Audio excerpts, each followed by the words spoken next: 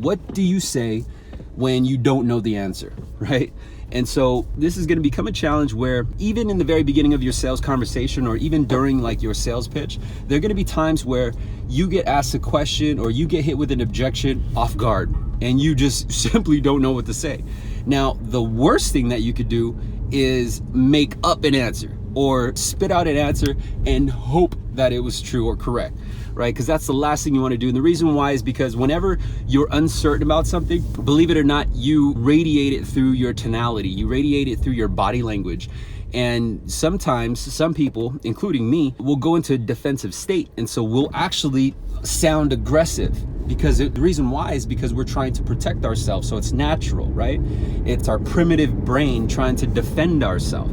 And so when you get asked a specific question, and let's say if you're a newer salesman in your industry and you get hit with a question you're not exactly sure of, what you have to do, and this is the solution, is you have to create what I like to call a deflective answer. It's an automated deflective answer, meaning it's automated, so you're used to it. It addresses and answers the question or the objection, but at the same time redirects the control of the conversation back to you.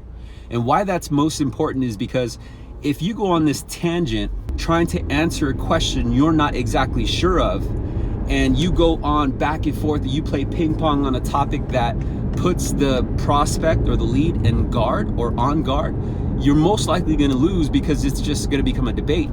You have to continuously drive the conversation towards a specific destination. And so your initial conversation could be the destination towards getting them to the pitch table. And even if you're going through the pitch, your destination should be the close or the signature or the sign the dotted line, right? But during these times, there's going to be questions that come about or objections come about that you may not necessarily know the answer to. And again, the last thing you want to do is just guess. So what is a deflective automated answer? An example of it could be, great question. What I'm going to do is when I actually get with your closing department, and this is like, let's say if you're at the pitch table, or if you're at the beginning conversation, great question. Let me jot that down. When I prepare the information for you, I'll have all the details. But before I forget, let me just ask you a quick question. Get it? So it's deflective. It's automated because it comes out naturally.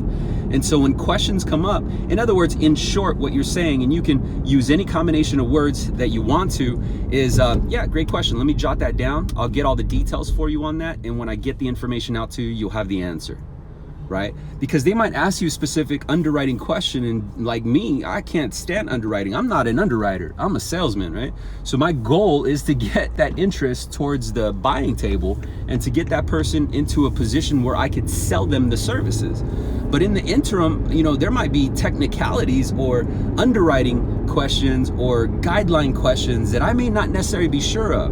And I don't want to throw my train of thought off direction, because if I second guess myself or I say an answer that I don't know is 100% correct, number one is I know that I'm not confident in saying it.